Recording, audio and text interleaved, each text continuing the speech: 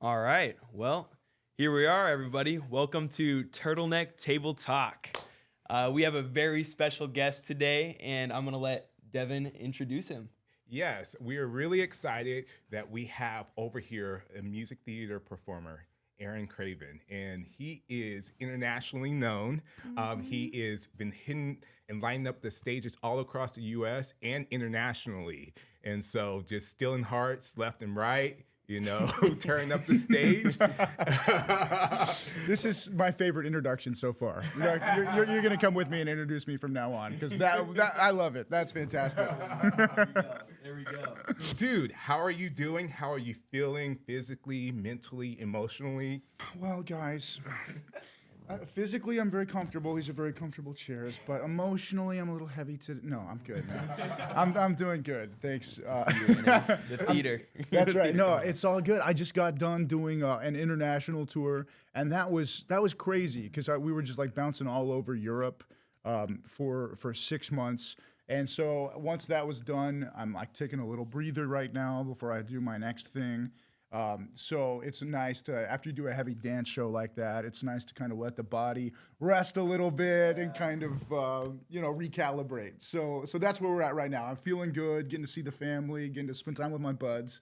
So, I'm feeling really good right now. So great. what show was it? I was doing the international tour of West Side Story. Awesome. Yeah, classic. Da-da-da, da-da-da.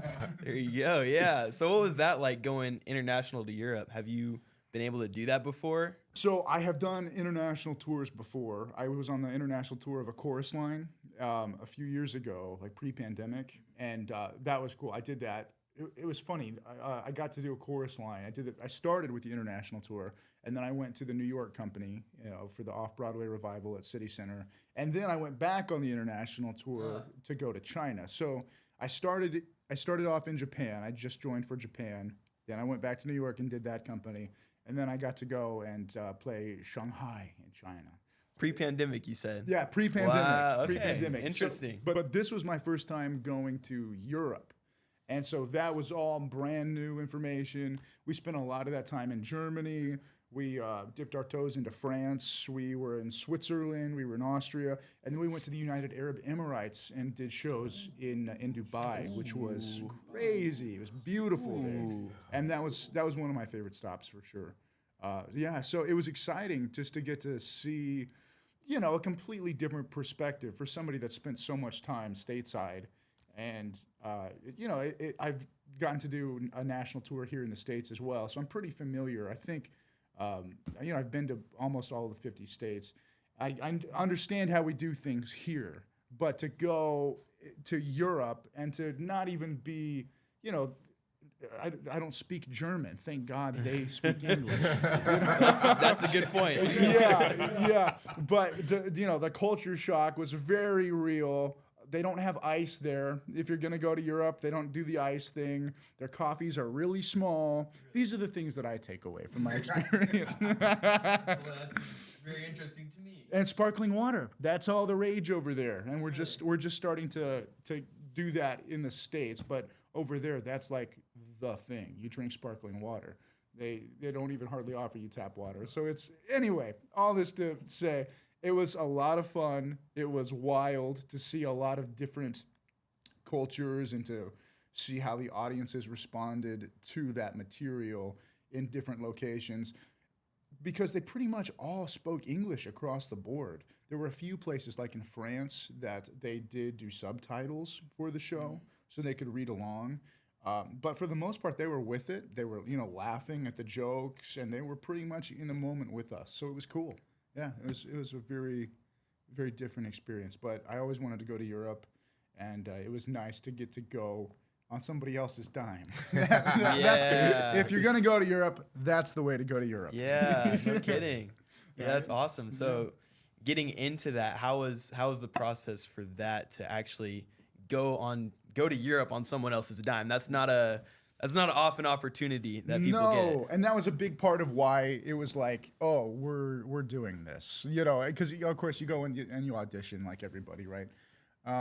and then when it works out, you get the offer, and your representation goes back and forth about the particulars, the specifics.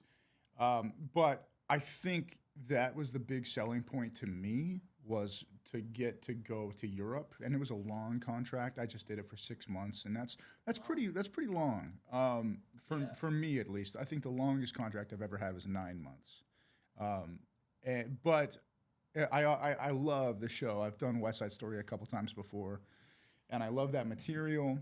But what really sold it, I think, was this is one of those things that you don't have a chance to do very often, to go and just take in completely new parts of the world. And so I think that I was thinking, well, this is something I'll be able to tell my kids about someday. That kind of thing. That like, oh yeah, no, I've spent time here and there. I've been to Germany and Austria and all this stuff. And so that was definitely a big part of it. And places that people will go on vacation, but only ever for like a few days, and they'll have to spend how many hundreds or thousands of dollars to get there, to stay there.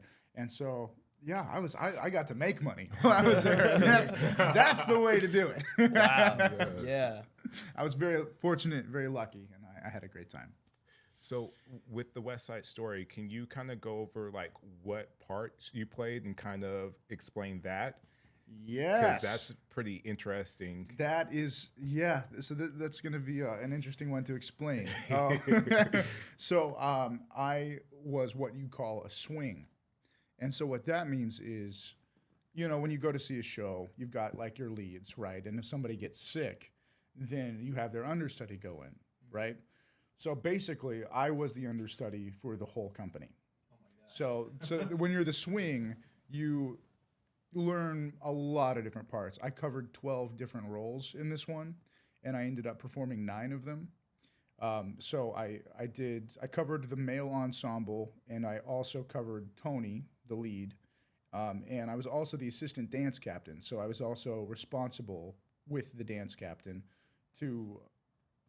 We had the responsibility of maintaining the look and the quality of the choreography, and keeping it as close to the original Jerome Robbins as we could.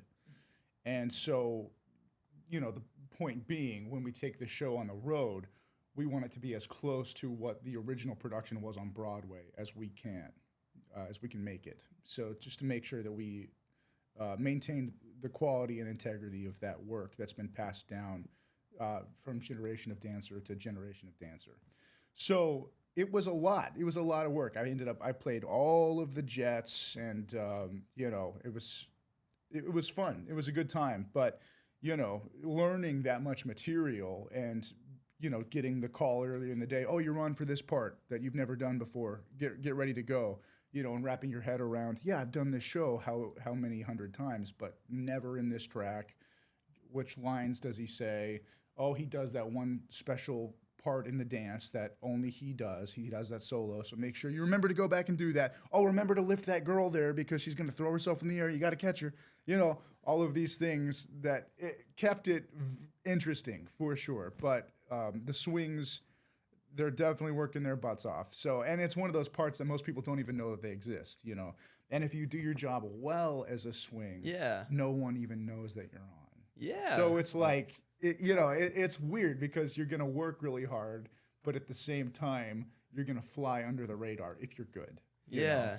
And so it's a really interesting gig to do. But I think that if you're an actor, especially in musical theater, you should do it at least once, just because it really kind of opens your eyes to what what's really important, and what it's your job just to keep the show up and make sure that all the holes in the choreography are filled and that the show happens. Basically, you're saving the day, but no one even knows you exist. So it's a really weird, gig, and they don't care that you haven't had any rehearsal, or no one's gonna held your hand and taught you, or walked you through bit by bit. No, that's on you. So you get to do a lot of homework on your own, and then show up and say a little prayer that, let me remember all of this. Yeah. and then the curtain opens and you go. So Man, Yeah, it's wild. It's a pretty wild gig. seems like a lot more work than like a lead would have to do. Obviously, Oh yeah.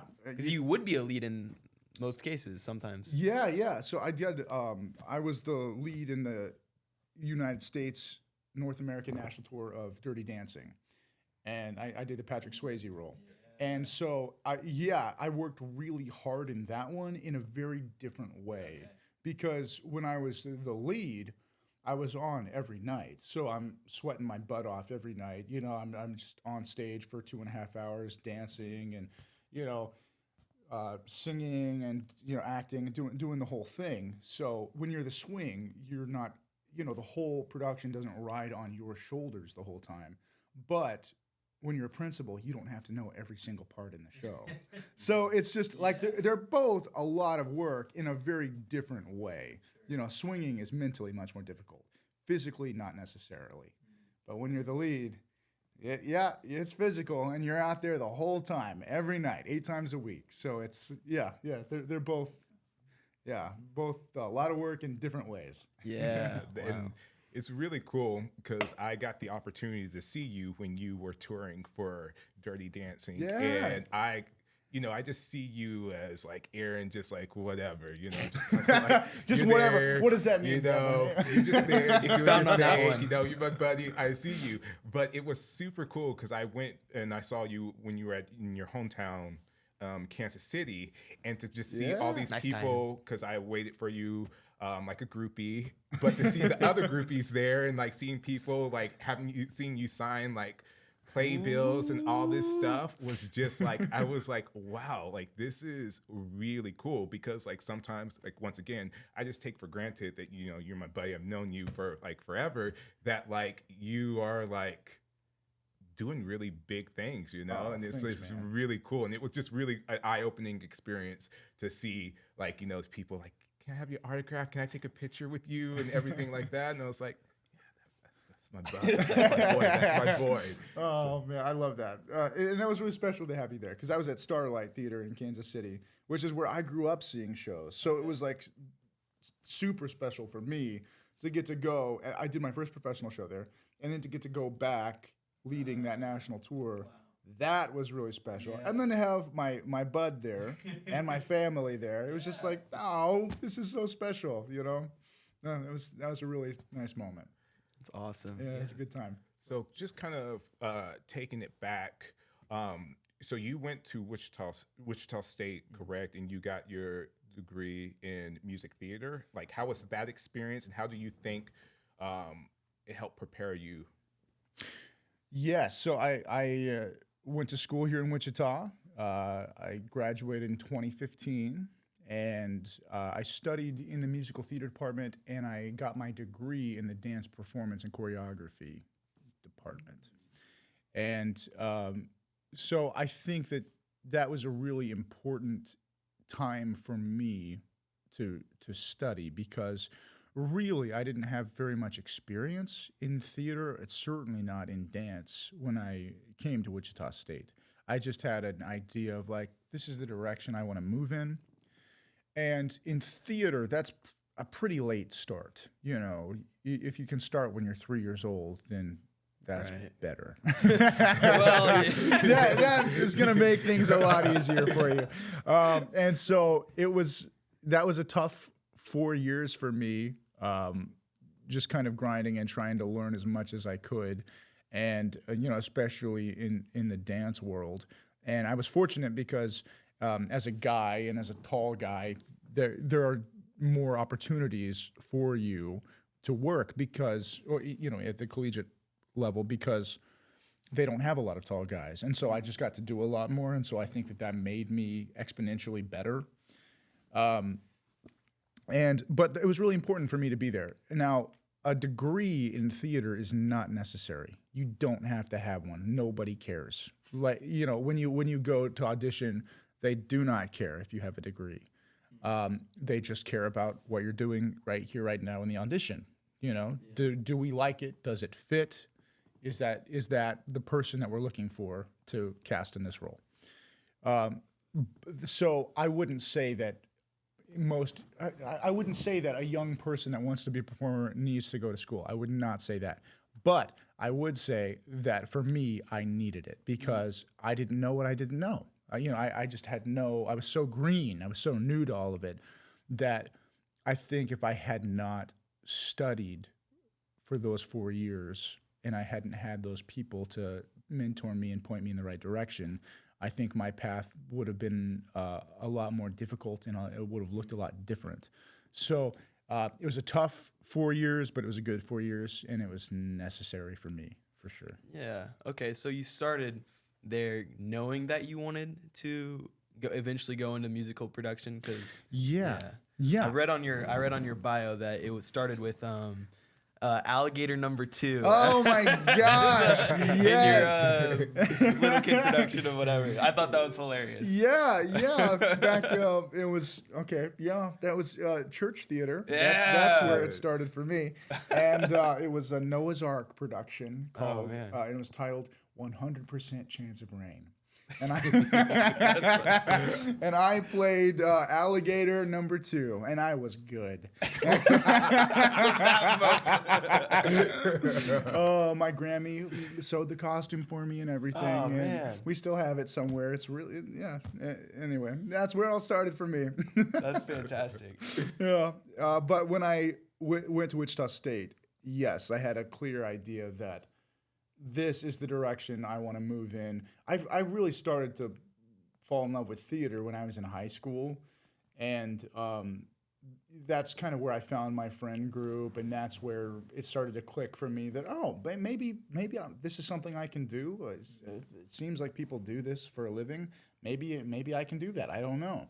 And so from high school on, you go and you audition for different theater departments for different colleges, and I wound up at Wichita State, and just I really jumped in with both feet because I realized how far behind I was, and that I needed to really grind it out for a few years and get a lot better as quickly as possible to try to make up that difference. And so for all 4 years of school, I was auditioning for theaters here in the Midwest that do summer stock, right? They'll do 5 shows a summer. And I was auditioning, and I was never getting anywhere. I was never getting cast. I was auditioning for Lyric Theater in Oklahoma. I was auditioning for Music Theater Wichita here in town. And I figured if I can just get cast at Music Theater Wichita, I'll be able to figure out the next step if I can just get cast there. So I auditioned every year. Didn't get in. And so it was my very last opportunity. It was my last year because they only cast their ensemble from collegiate kids. And so this was my last opportunity to do it. I went in and I was just like, screw it. Whatever happens, happens. I did the thing. I did the dance. I did the song. And Wayne Bryan, who was the director at the time, he cast me that summer. And so I never got cast in anything until my very last summer, where I got cast in everything. I got cast the full season at the Lyric in Oklahoma. I got cast the full season at Music Theater Wichita, and I got to choose which one to do. And I had my heart set on doing MTW for so long that was the no-brainer choice for me, because I was just like, I worked my butt off for 4 years. I finally have an opportunity to do it. I'm doing it. We're going to make this happen. And so from then, I started working and have been fortunate to be able to continue in what can be a pretty tricky business to navigate and to continue to stay busy in. Yeah, I believe that. I wanted to circle back real fast, just real briefly, because you said that you ended up getting your degree in dance, and you're actually a pretty accomplished dancer. Could you elaborate a little bit? Because you performed at the, I always used to joke, the Kennedy Space Center, but you performed I am an astronaut dancer. That's awesome. You should see me do my pirouettes in the spacesuit. It's pretty impressive. Roll that clip. Yeah. Do we have a clip? Where's the Yeah, yes. Would you want me to talk specifically about Just some of your dance, like some of. my credits, Yes. if you will? Yes. Okay, sure. So, when I was here in town, dancing in Wichita, I started studying with Ballet Wichita, and I did roles in The Nutcracker at Century 2.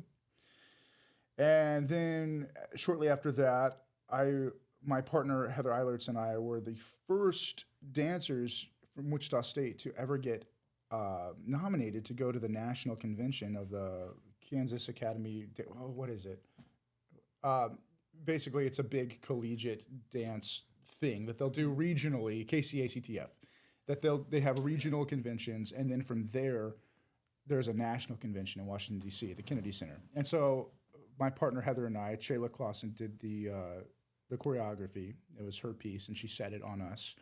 And so we got to go and perform this at the regional conference, and then from there we were picked to go and perform it at the national conference. We were the first people from Wichita State to get to go do that.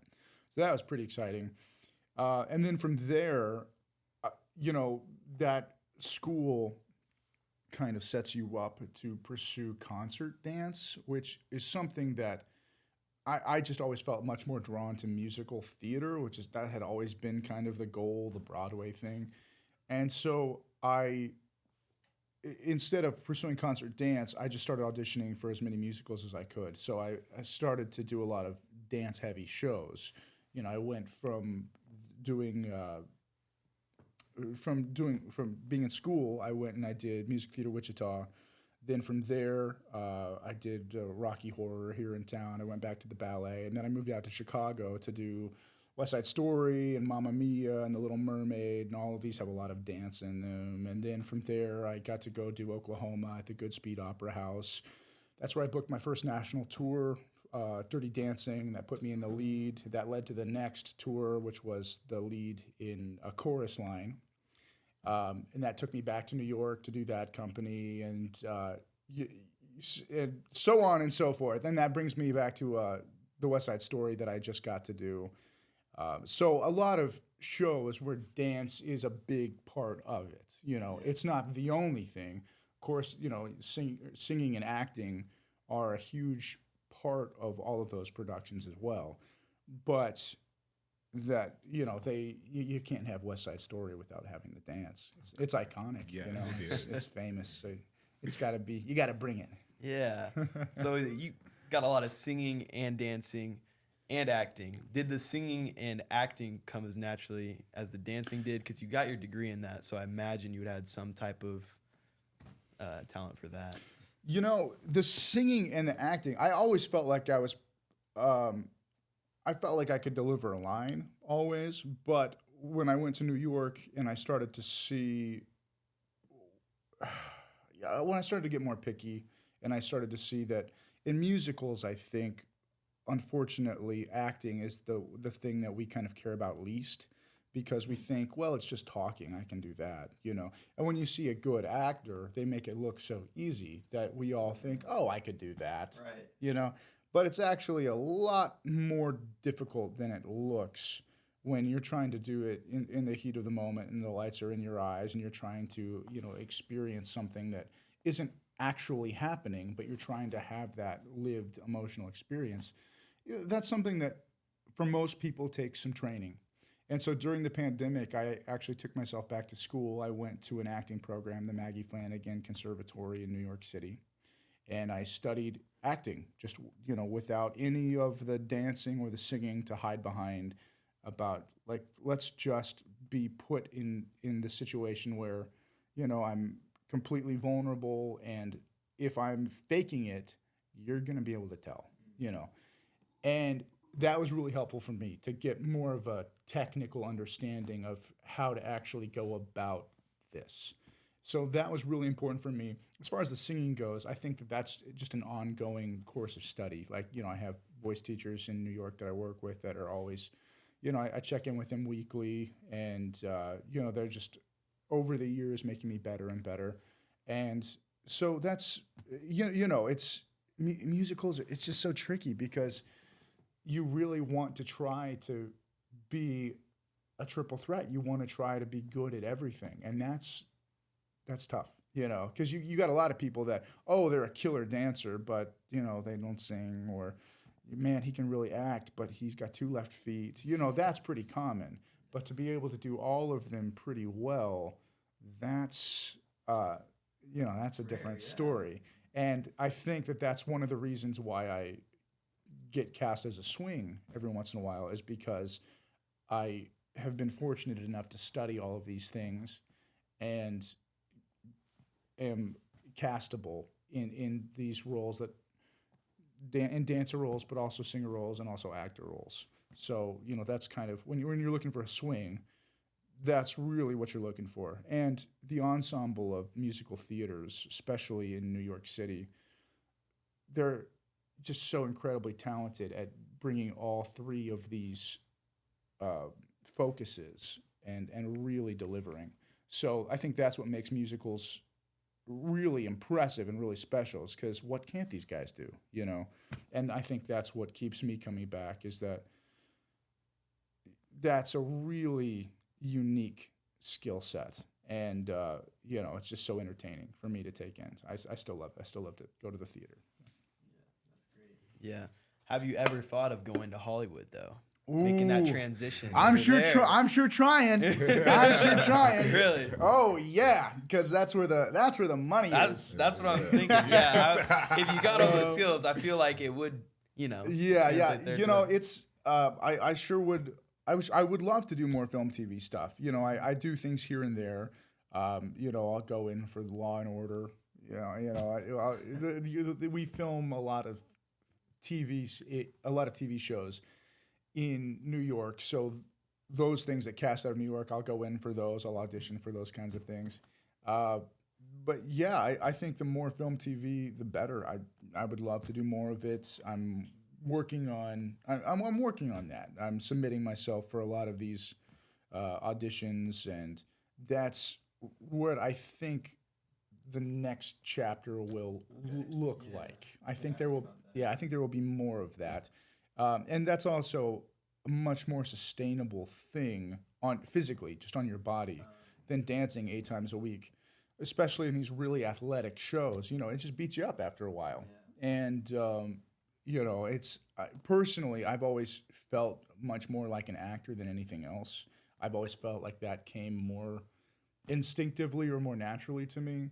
And I think that the storytelling of theater is what I'm really drawn to, not necessarily the technical aspect of how many turns can you do, how high can you sing. And so I think that even if you stripped everything else away from it, but I still got the opportunity to tell a story, I think I would still get my fix from that. Yeah, that's good. Yeah. No, for sure. I wonder if any of that, while you're in musical theater, maybe Hollywood, maybe another option you could look at is, if you're familiar with the WWE, because there's a lot of choreographed dance there. I'm just pitching options for you. Tall guy, you're fit, you got that muscle. That's what I'm saying. I think that could bring, all those skill sets together. We're just giving you options, let's not rule it out. Let's not rule it out. Let's also not completely rule it in. I think. What are the reasons for that? Well, I think that these guys are gonna break my face. That's what I think. We all are aware that it's choreographed, but I think that maybe they pull their punches a little bit, but these guys are still going at it. They're still beating the crap out of each other, and I'm 6'1", but these guys are like, giants. Andre the Giant. Yeah, and I don't. Yeah, there you go. It's in the name, Andre the Giant. Yeah. I don't want anything to do with that. I'll let them. I dare not go where professionals tread. So I'll let them tear each other apart, and I'll stand on the sidelines and I'll do a little song and dance for you. How about that? Well, we'll table it for now. That's right. Table it for now. It's not a hard no. It is a no though. It is a no though for now. If the work dries up in theater, then Okay. Options. We're just all about options. That's awesome. Yeah. Okay. Well, if the plan doesn't look like WWE for now. What is kind of your plan maybe up in the upcoming year, next 10 years? What do you got? Sure. Now, oh man, I would love if I had a 5-year or a 10-year plan. I think that like those things are great. Yeah. And I think that if you can do that, you absolutely should. It's nice to have clarity and a sense of direction. As far as theater goes, you don't necessarily have that luxury because it's all over the place. You know, I am fortunate that I get to go on vacation with my family next week, but they've been trying to get me to go on vacation with them for years, you know, and I'm always, I can never commit because I don't know what's going to happen. I don't know what the job is going to be, when it's going to come, where in the world it's going to be. So it's really tough to be able to look into the future and say, oh, well, you know, this is where I'm going to be and this is what I'm going to be doing. That being said, I do have a job coming up. I'm going to go do a chorus line at Flat Rock Playhouse, which I'm really excited about. I love those guys out there. They take really good care of me, and it's a really great community. It's about a half hour outside of Asheville in North Carolina, and it's absolutely beautiful there. So I'm very excited to go spend the summer with them. And then after that, it's back to New York. It's back to the audition grind. It's back to hunting for the next thing. So yeah, hopefully more film, TV stuff. And I'll be auditioning for the shows that are playing on Broadway right now. They're looking for replacements. I'll be auditioning for new and upcoming shows.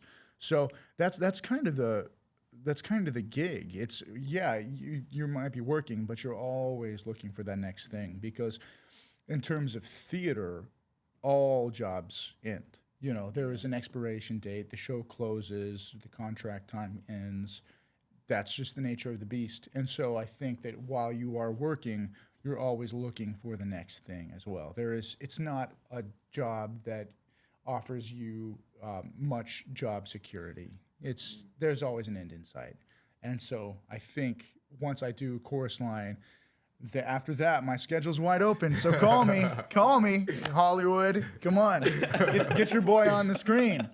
Yeah. So after that, it's a mystery, which on one hand is exciting, on one hand is terrifying. So right. Yeah. Yeah, I think you always wonder when you do a show. You know, you always have that. Is this the last one? And inevitably, you always end up booking something else. It never is. But, you know, I think it's only human to have those thoughts and feelings, for sure. Can you go over, for people who aren't too familiar, kind of like what the audition process is like? Because I know every auditions are, you know, different per se, but can you just in general just kind of talk about like the audition process? Is there like an audition season? Like how does all that kind of work? Yeah, so there definitely is an audition season in New York and in LA. In New York, it's in the spring. It's really end of winter into spring, February, March, beginning of April. That's really the prime time to be in New York to be auditioning. And in LA, it's more in the fall that they have pilot season, where you go and audition for all the new TV shows and things like that. So depending on what kind of a role and what kind of a show you're auditioning for, the audition process will look different. Usually, in terms of musicals, what will happen is I'll go to a dance call. Okay, sometimes it's done by agent appointment, where your agent knows the casting director, and the casting director says, this is the show. These are the kind of people that we're looking for. Who do you have on your roster that fits? And the agent will send them, you know, all the headshots and resumes of their clients that fit the project. The casting director says, okay, well, send me so-and-so and Aaron and so-and-so from this list. So then we go to the audition. Usually it's a dance call where you show up. You usually don't know what they're going to have you dance. You just show up ready to go. You go into a studio with, it can be as many, I think the last dance call I did, there were 45 of us in the room. And they teach you maybe 30 seconds to a minute of choreography. Usually they teach it pretty fast. That's half the battle right there, is just getting it all in your head. It's not even so much the execution of it. So you learn it as fast as you can, and then you come out in groups. I've done it from groups of 5 people dancing at once to just me by myself. And you come out, you do your thing, and if they like you, then you'll get a call back to come back and sing, usually. And so you show up with some music that you've prepared, and you go in, they've got a pianist there, they've got the creative team sitting behind the table watching you. So you talk to the pianist briefly, you give them the tempo that you want them to play at. They've never seen your music before, so you hope to God that they're really good. Yeah. And to their credit, they almost always are incredible musicians. And so you kind of talk them through, okay, this is what I want to do. I've got a fermata here, so hold this note for me, and then I'm going to speed up over here. And then you get up and you sing your song, and then, you leave, you hope for the best. If they liked you, usually then they'll call you back and you'll get sides. So you get parts of the script from the show. They'll tell you what parts they want you to learn. So then you go, you work on your sides, you learn your lines, you come back, and you can hold a script in your hand if you didn't have time to learn all the lines, but learn all the lines. And so you come back, and they have a reader there for you that's sitting just off camera or just off by the auditioners. And they will read the scene with you, and you do your scene with them. And then if it goes well, maybe they'll have a final callback where they bring all the people, all the favorites in, and you do the whole thing over again, where you dance next to all the best dancers, and you sing with all the best singers, you read against all the best readers. And then maybe you get the job. Yeah, wow. So it can be a process. It can be a long process. And then I've had other jobs, like West Side Story. I booked that show, fortunately for me, I booked it in like 1 hour. I went in, I did the dance call. I was one of the first people to sing. I sang one song, I did one side that they'd already sent me. And the next morning I had the offer in my email. So sometimes it just happens like that. And sometimes, if you've got the right friends, they just ask you to do it, which nice. is the best way to get a job. That is nice. That's awesome. I was going to ask if there was any crazy stories like that. I mean, getting it in one day sounds insane. Yeah. Well, I had one that was, I had been through the audition process, and then I'd go in for the last day. And the Bob Avian, who is one of the co-creators of the show A Chorus Line, he and Michael Bennett co-choreographed that show. And he's auditioning me. He's kind of legendary, and it was pretty, nuts to be in front of him. And I start doing the scene, and I get halfway through it, and he stops me. He's like, "Okay, that's good, thanks." And I was like, "Oh no, I blew it. I must have sucked." And so I leave the room, and I'm kind of stunned, and it's just like, what happened in there? I thought I was doing okay. And then the next day I got the offer. I didn't even finish the scene, and he was like, "That's fine. That's good enough." And I got the job. I was like, "Wow, okay." All right. I thought I blew it, and I ended up booking one of the biggest shows that I've gotten to do. So that was pretty wild. That's crazy, man. Wow. I wonder what advice you would have for people to go into that and keep their head up if someone tells them to stop halfway through, and how would you give advice to people looking to get where you're at? Okay, well, I would say that you gotta make friends with failure, because you're gonna fail. Like, what can you do? It's gonna happen, especially when you're trying to learn such a wide skill set. That I don't remember who said it, Ben Franklin or somebody impressive, right? That you should make no your daily vitamin.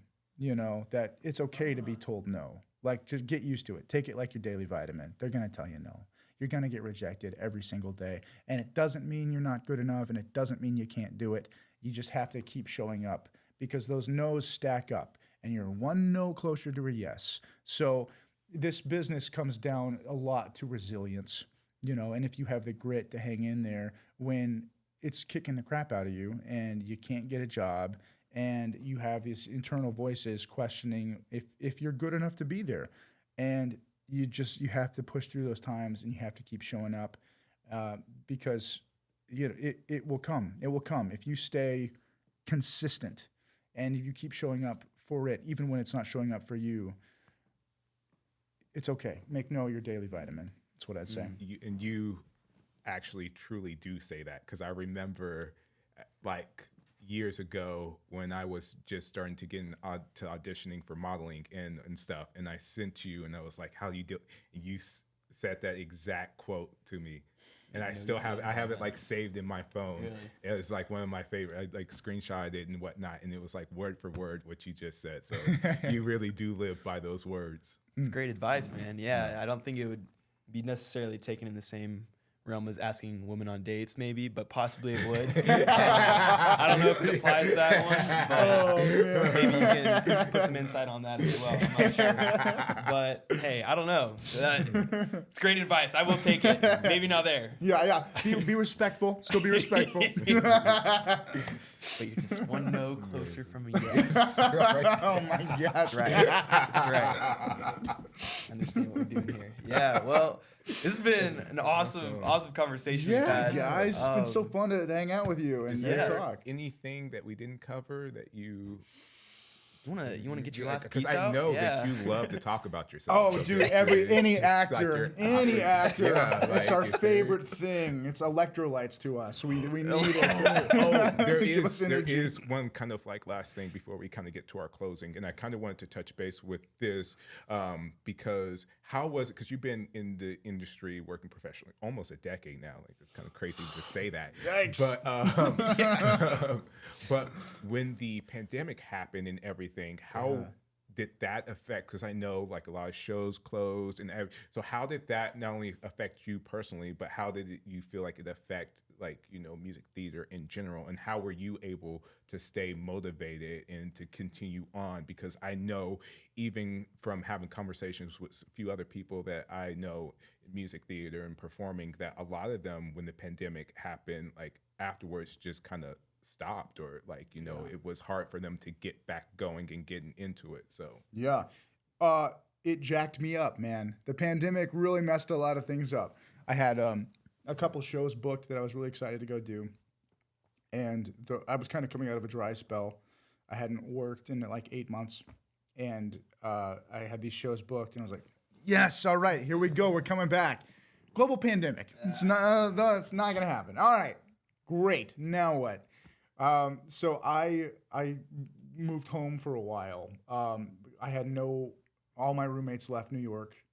I didn't know what was going to happen. I don't know if they're going to close the airports or whatever. And I was like, well, all of my jobs just went away. All of my side hustles just went away because they all had to do with like gathering groups of people together. In the theater, I was doing audio assistance for hearing impaired. Well, there's no more theater. Working in restaurants, no more restaurants. So I said, well, okay, I'm at least going to spend this time with my family, whatever this is going to look like. So I came back to Kansas City. And while I was here, I started, I'd always been interested in personal training. So I started to kind of study that. And I got my certification. I took on some clients and kind of started exploring that path. But I was also thinking about, there's a great motivational speaker, Eric Thomas, E.T. the Hip Hop Preacher, who I love and has really done a lot for me. He really changed my life. And, he talks about a professional is somebody that shows up every day, whether they have the opportunity or not. They're going to show up and they're going to put in work. And I knew that eventually this is going to change. Eventually this situation is going to shift. And I could come out of this situation one of two ways. I could come out fat and out of shape and like not ready to show up and do my job, or I could take this time to make myself better than I was before. And how do I want to go about that? And so I decided, well, I'm going to take myself to acting school. I'm going to take this time away. I'm going to really focus in on that. I'm going to see my voice teacher every week to come back better than I ever was before. I was doing dance classes online in the basement of my parents' house. I couldn't even jump because the ceiling was too low. I would knock my head on the boards, on the support beams. So I tried to really structure my time in a way that would make me productive. And fortunately for me, about a year ago, almost exactly a year ago, things started to pick up again, and I got to do about 5 projects this last year. And I'm so grateful that I had the time and the resources to work on myself, because when you're working on a show, you don't always have time to go back to the drawing board and be like, how do I do my thing better? How do I just sharpen the saw, and make the tools at my disposal better? And so that was a really big focus for me during the pandemic. And the silver lining and the blessing in disguise was getting to spend that time with my family, because I don't usually get that kind of time with my family, especially when I'm away in New York, when I'm working. That was a really special time. And was it tough? Yeah, it was really tough. Really rocked my world and rocked my confidence. But that I can look back on those times that I had with them, that was really special. And that I got to up my game and come back stronger in a lot of ways than I was before was a blessing in disguise. And so, that was a crazy few years, and I'm really happy to be on this side of it. And so, onward and upward, man. That's the idea.